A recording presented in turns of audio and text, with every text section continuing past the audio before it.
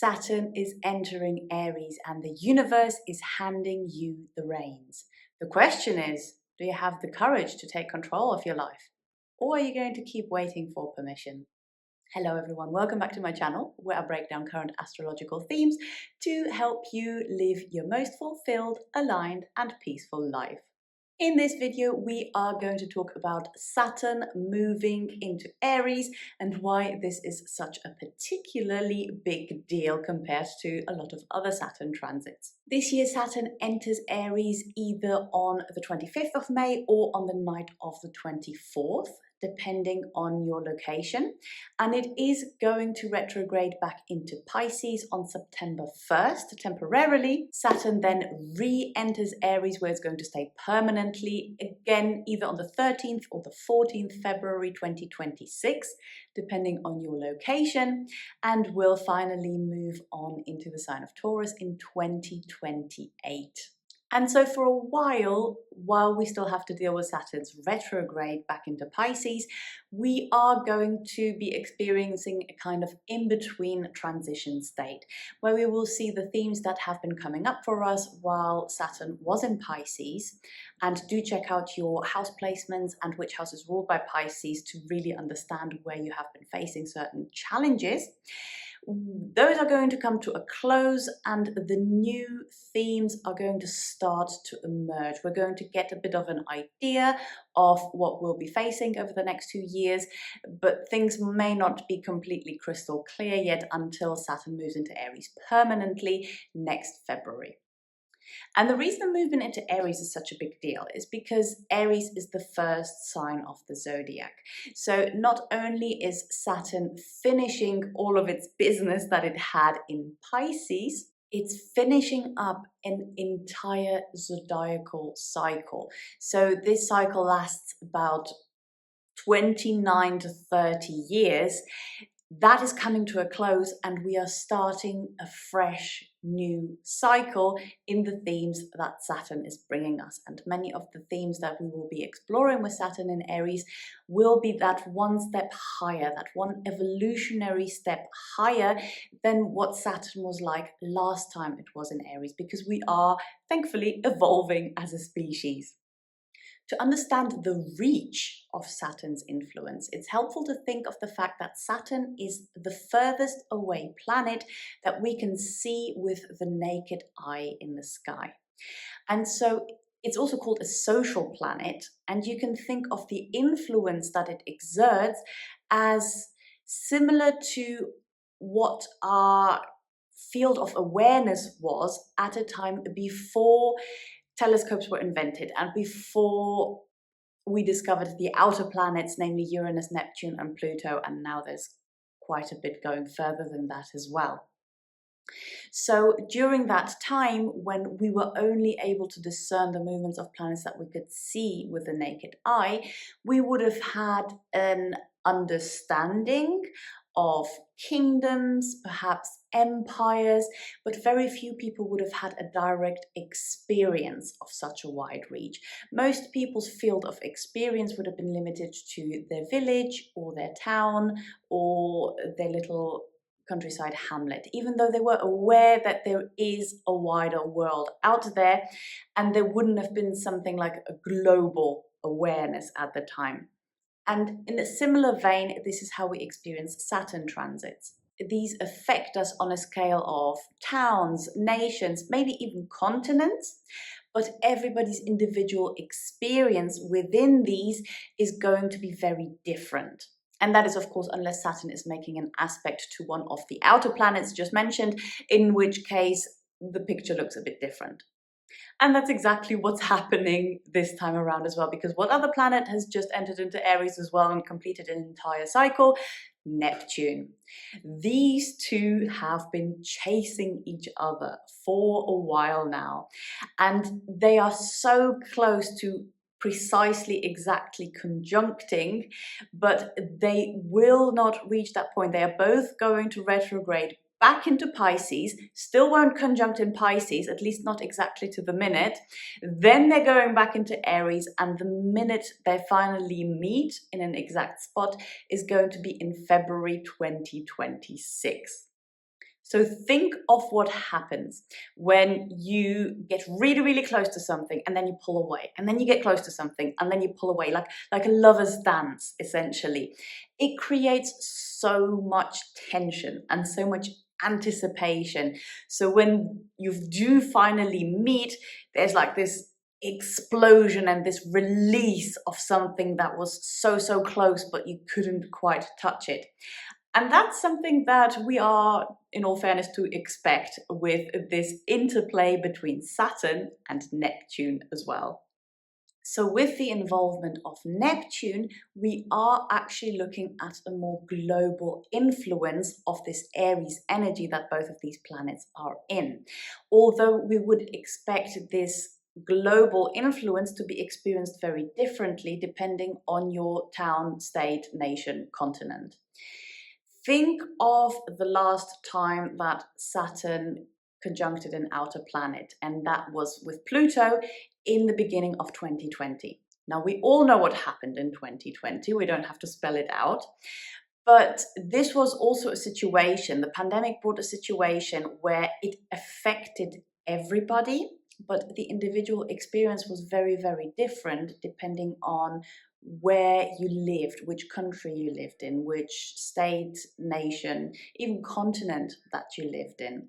And even within there was still a very wide variety of experiences. You would have experienced it very differently depending on, for example, what your work is, whether you were already working remotely or whether your work was something where you had to face a lot of people face to face, what your family situation was, what your living situation was. These experiences were very individual, although they did all come under one great umbrella theme.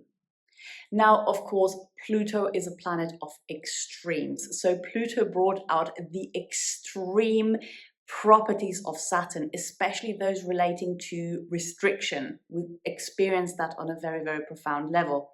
Thankfully, Neptune has some other properties other than Pluto, although there was a lot of transformation that happened from this conjunction without a shred of a doubt.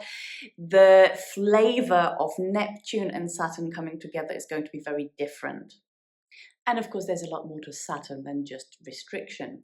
Saturn also brings themes of maturity, responsibility, discipline, and structure.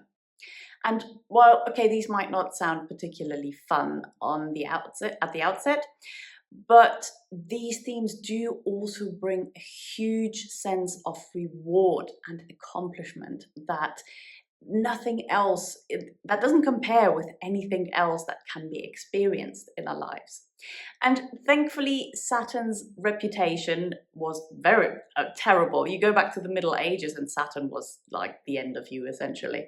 And our perception of Saturn is shifting, thankfully. It's evolving just as our consciousness as a human species evolves, and we are gaining levels of discernment that weren't available to us before, and Saturn is very big on discernment.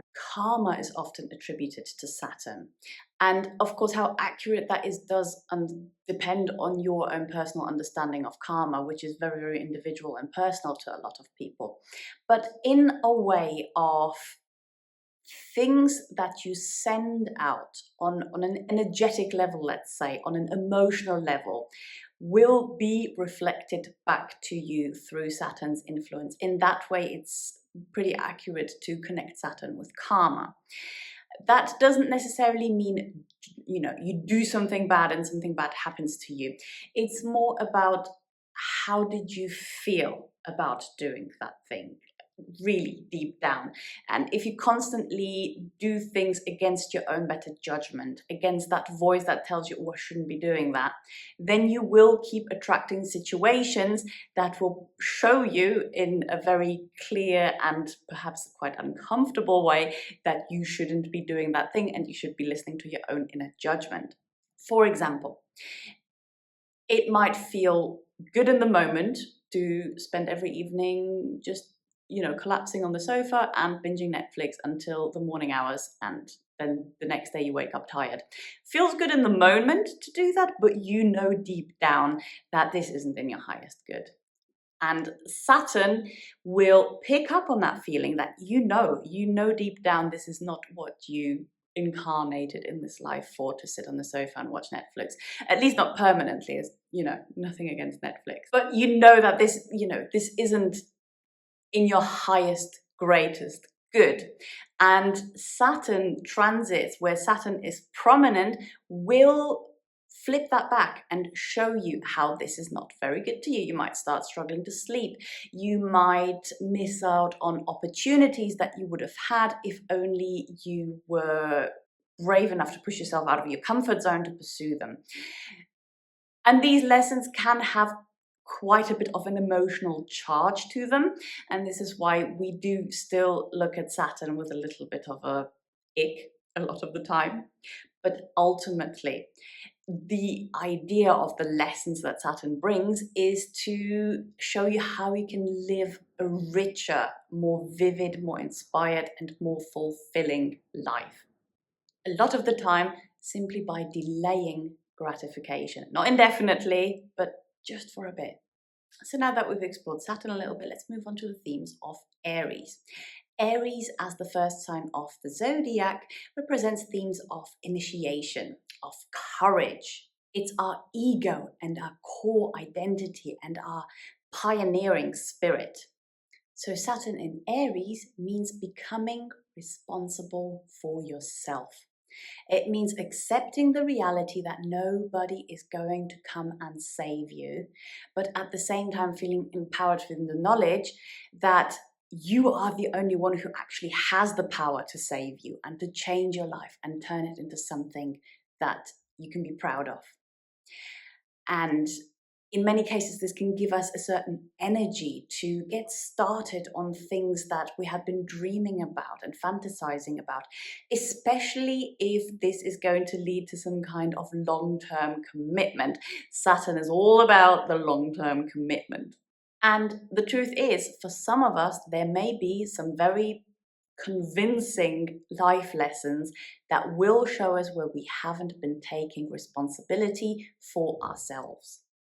And the interesting thing is that we have this strong Neptune involvement with Saturn's ingress into Aries here as well.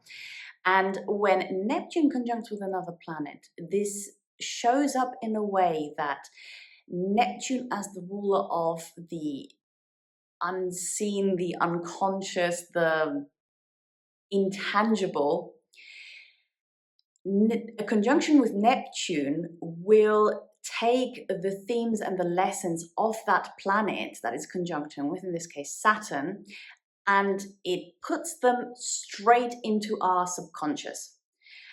And this can, of course, show up in very surprising and unexpected ways, because by definition, our subconscious isn't conscious. We're not really aware of what's going on in there.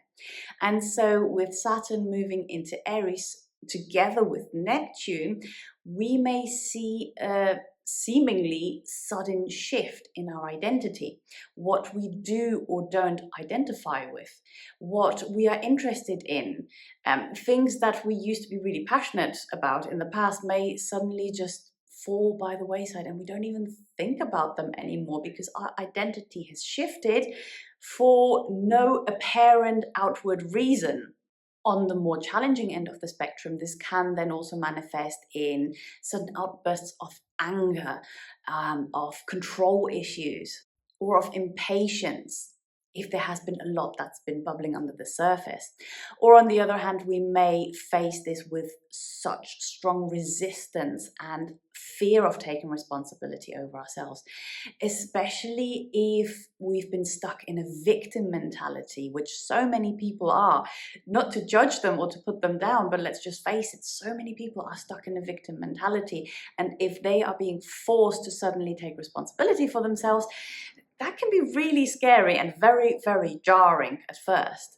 Or on the other end of the spectrum, depending on our natural predisposition, we may feel inclined to take on too much responsibility, to be the person that bears the weight of the world on their own shoulders and won't ask for help. There is also a bit of a danger of doing that.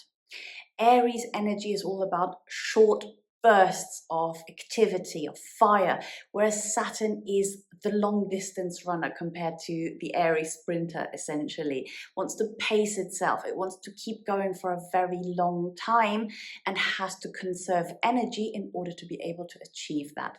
And so there is a certain friction of these two energies. They don't mesh together very easily, and there can be tensions around this. Now, if you have Saturn and Aries in your natal chart, regardless of what degree it's at, this is the start of your Saturn return.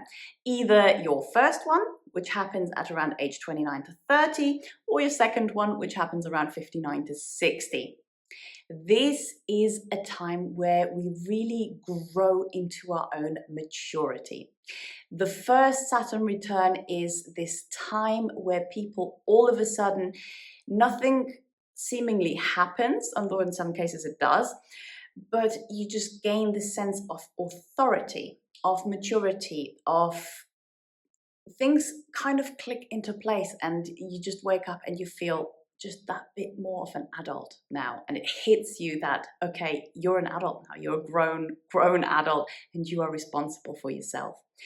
In the case of the second Saturn return, this is where people will often gain this aura of wisdom, of having lived life and having gained so much wisdom out of it. In some cases, there's even this like sage-like quality to people after their second Saturn return.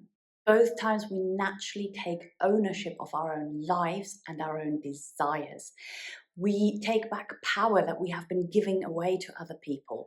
We stop caring so much about what other people think, and we don't take shit from them anymore, at least not to the extent that we used to. If you are somebody with Saturn in Aries in your natal chart, a lot of the time that indicates that you have had to shoulder a lot of responsibilities at an early age, that you had to develop a certain maturity that was beyond your early years because of what you had to face. For most people with Saturn in Aries, the great news about that is that life gets easier and life gets a lot better over time. And that's because you kind of just got the really hard and uncomfortable stuff out of the way early on in life, which then gave you the strength and the resilience to make the other things that come afterwards feel a lot easier and feel a lot more effortless, because you already have the skills that you need to handle anything that life throws at you. For all of us, this transit is going to give us an opportunity to put our money where our mouth is. It's going to challenge us to consistently show up for ourselves. There's an opportunity to build our courage by consistently pushing ourselves out of our comfort zones. And I really encourage you to do that, because if you avoid it, then life will throw things at you where you won't have a choice. With this fresh new beginning, there is a new path potentially being created for us as we evolve, as we grow as people, or one that has been already on the horizon may be cemented into place. And this is where we commit, and we commit to this long-term journey of Saturn's new 30-year cycle. Physical movement can be very beneficial with all of this Aries energy. Aries energy does need a physical outlet in order to be productive rather than destructive. And it's up to you how intense you want that to be. That could be just a walk, or a team sport, or yoga, or running, or whatever it is that you enjoy. Just don't forget, Saturn does love structure. So it is something that you should be putting on your calendar, whether that's a 15-minute morning yoga session or playing a team sport with your friends on a Saturday, or booking an exercise class. Essentially, it's about that commitment to yourself. This transit is about becoming the strongest, most self-led, independent version of yourself. So observe where you are being asked to step up and take the lead in your life. And the house in your natal chart, which is ruled by Aries, is going to give you a very big clue about that if you don't know. Share your intention with us in the comments and let us know how you feel about this upcoming Saturn transit. If you would like some more personalized guidance, then you can book a one-on-one consultation with me where we can go into Saturn and any other points of interest and any other planets that are relevant to you on a one-by-one basis. I'm going to leave the link to that in the description bar below. Thank you very much for watching. I hope you enjoyed this video and found something helpful and useful in it. Please like it if you did, and don't forget to subscribe so you can stay up to date on all of the things that the stars are throwing at us. See you soon. Bye-bye.